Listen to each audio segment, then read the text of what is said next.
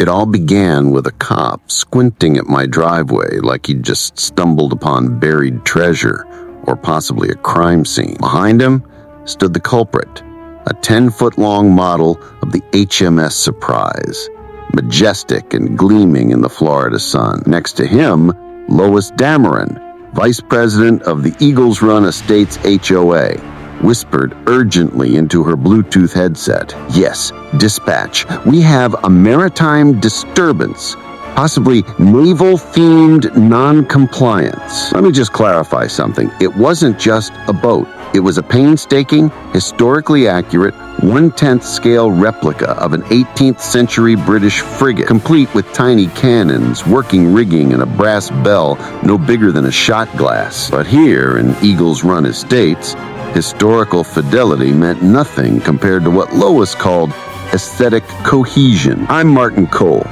55, retired machinist, amateur naval historian, and full-time victim of suburban bureaucracy. I moved to this quiet cul-de-sac in Clearwater thinking I'd spend my retirement in peace.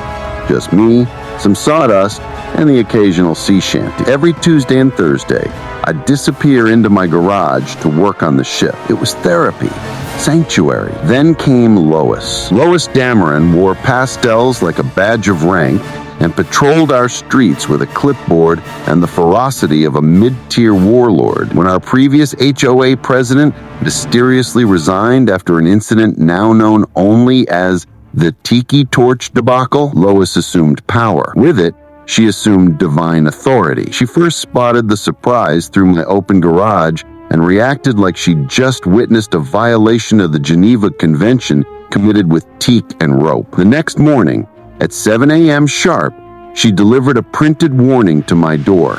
The offense? Unauthorized naval simulation on residential property. Stamped, notarized, initialed. More followed. Non-standard wood grain pattern visible from public street. Sail-themed ornamentation in violation of Lawn Sculpture Ordinance 6B.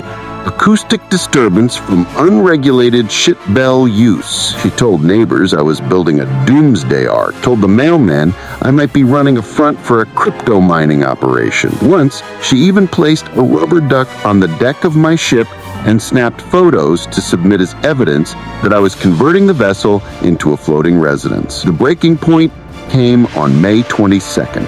I'd wheeled the finished model onto the driveway to apply a final coat of varnish. It was a perfect afternoon. Sunlight, a breeze, the scent of pine and possibility. Then I heard the unmistakable approach of orthopedic heels on pavement. Lois arrived with a whistle, a measuring tape, and a manila folder labeled Operations Shipwrecked. She measured everything. Distance from ship to property line, height of the mainmast, angle of the bowsprit. She muttered about nautical zoning laws, which definitely don't exist, and HOA subclauses that sounded like they were pulled from a pirate's diary. Then she called the police. The officer, a young guy with the weary look of someone who's already regretting his career choice, listened patiently as Lois accused me of everything from blocking emergency access to destabilizing community morale. "Sir," he finally asked me, "what is this?" I told him, "A museum-grade model,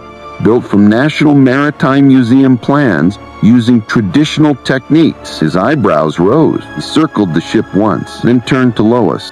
"Ma'am," he said, deadpan, "you know that making false reports to emergency services is a crime, right?" Lois blinked, visibly. But she didn't back down. Oh no. She doubled down. Emailed city officials with doctored photos, invented an entirely fictional nautical display ordinance, and warned of a slippery slope. If we let one man bring the sea into our neighborhood, what's next? Submarines? SeaWorld? What Lois didn't know was that I had backup. Her name was Cynthia Estrada, code enforcement officer by day, naval reenactment enthusiast by weekend. When I showed her the photos of my ship, she practically squealed. "Show me everything Lois has sent you," she said grimly. What Cynthia uncovered was less HOA enforcement and more full-blown regime surveillance. In the past year, Lois had filed over 300 complaints, including Grass heights exceeding HOA-approved millimeters.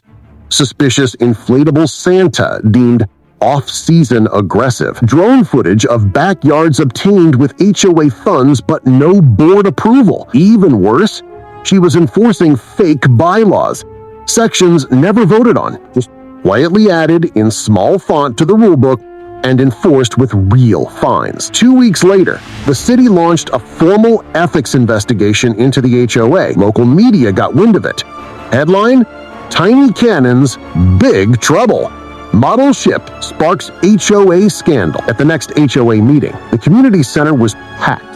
Residents brought stories of injustice, bicycles banned from driveways, water fountains dismantled for being unlicensed aquatic installations. Then the treasurer, mild-mannered Gerald, stood up and read his audit aloud. $37,000 in unauthorized purchases. HOA software used to build a database titled The Offenders. Contracts signed without board consent. When someone in the back started playing the Pirates of the Caribbean theme, the mood shifted from angry to gleeful rebellion. Lois tried to silence the crowd, tried to enforce time limits, but the ship had sailed. The vote was unanimous. She was removed from the board, censured, publicly shamed. When told that her actions would be referred to the district attorney, she stood, pointed at me, and screamed, "This is all because of him and his stupid boat." She stormed out, slammed into her SUV, flipped the HOA-approved decorative lighthouse on her way out.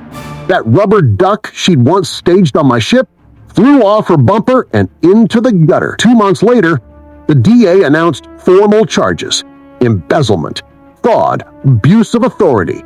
3 years in prison. Her last words before fainting in court: "But what about the ship?"